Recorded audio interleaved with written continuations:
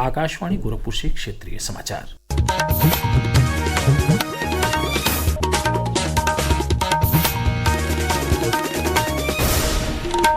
नमस्कार, समाचार बुलेटिन के साथ मैं वेद प्रकाश पाठक। प्रधानमंत्री नरेंद्र मोदी की अध्यक्षता में हुई केंद्रीय मंत्रिमंडल की बैठक में आज कई महत्वपूर्ण फैसले लिए गए। बैठक के बाद सूचना और प्रसारण मंत्री अश्विनी वैष्णव ने मीडिया से बातचीत करते हुए कैबिनेट में हुए निर्णयों की जानकारी दी।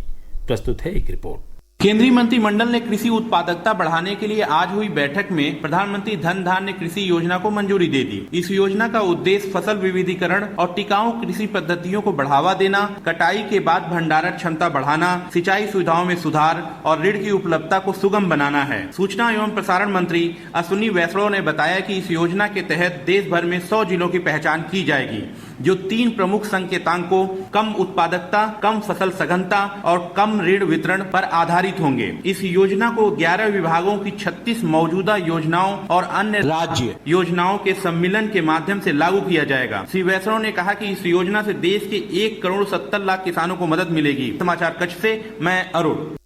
केंद्रीय मंत्रिमंडल ने भारतीय अंतरिक्ष यात्री शुभांश शुक्ला की अंतरिक्ष यात्रा की सराहना करते हुए एक प्रस्ताव भी पारित किया। संसद के मानसून सत्र से पहले केंद्र सरकार ने रविवार को सर्वदलीय बैठक बुलाई है। बैठक में सरकार दोनों सदनों के सुचारू संचालन के लिए सभी राजनीतिक दलों से सहयोग का आह्वान करेगी। मानसून सत्र 21 जुलाई से 21 अगस्त तक चलेगा। प्रदेश में अब विशिष्ट वनों की स्थापना होगी। इसे लेकर अलग अलग प्रभागों को राज्य स्तर पर मुख्य आयोजन कर वन स्थापित करने की जिम्मेदारी सौंपी गई है। 18 जुलाई को पीलीभीत से एकलव्य वन की स्थापना के साथ ही विशिष्ट वनों की श्रृंखला की शुरुआत होगी। मुख्यमंत्री योगी आदित्यनाथ ने राज्य स्तरीय सभी आयोजनों को उत्सव के रूप में मनाने का निर्देश दिया है। प्रदेश के प्रधान मुख्य वन संरक्षक सुनील चौधरी ने बताया कि एक पेड़ मां के नाम अभियान के द्वितीय चरण के तहत यह आयोजन उत्सव के रूप में मनाया जाएगा। राज्य स्तरीय कार्यक्रम के नोडल अधिकारी संबंधित क्षेत्र के जोनल या मंडलीय मुख्य संरक्षक होंगे। विधानसभा और लोकसभा के निर्वाचन की मतदाता सूची को त्रुटि रहित बनाने के लिए मुख्य निर्वाचन अधिकारी नवदीप रिणवा ने आज लखनऊ में प्रदेश के 29 जिलों के जिला निर्वाचन अधिकारी को प्रशिक्षण दिया। इस दौरान उन्होंने भारत निर्वाचन आयोग के कार्यक्रमों और दिशा निर्देशों से अवगत कराने के साथ ही मतदाता सूची अपडेट करने और निर्वाचन संबंधी कानूनों की जानकारी दी। श्री रिणवा ने प्रत्येक मतदेय स्थल पर अधिकतम 1200 मतदाताओं की संख्या सुनिश्चित करने और परिवार के सदस्यों का नाम एक ही पोलिंग बूथ की मतदाता सूची में दर्ज कराने के निर्देश दिए।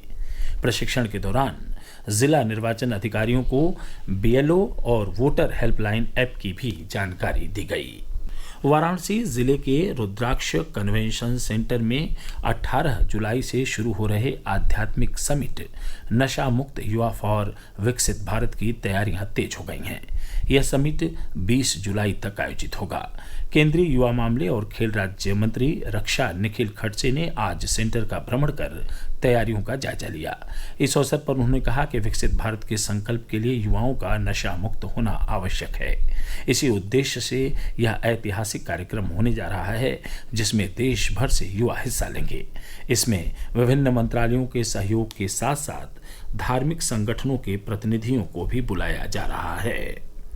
केंद्रीय माध्यमिक शिक्षा बोर्ड सीबीएसई ने विद्यार्थियों में स्वस्थ जीवन शैली को बढ़ावा देने के लिए स्कूलों में तेल बोर्ड स्थापित करने को कहा है।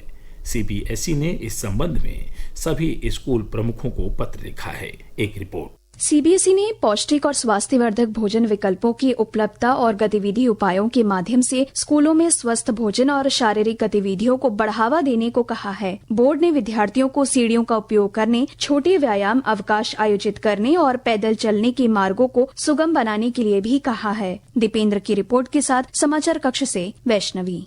भगवान बुद्ध की महापरिनिर्वाण स्थली कुशीनगर में आषाढ़ पूर्णिमा से शुरू होकर अश्विन पूर्णिमा तक 3 महीने के लिए चलने वाला वर्षाभास शुरू हो गया है।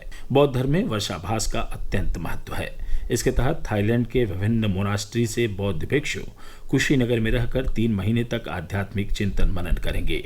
थाई मोनास्ट्री के प्रभारी चखून सोमपोंग और चखून सोंगक्रॉन के नेतृत्व में वर्षाभास में शामिल होने के लिए थाईलैंड से बौद्ध भिक्षु कुशीनगर पहुंचे हैं। समाचार समाप्त हुए। नमस्कार।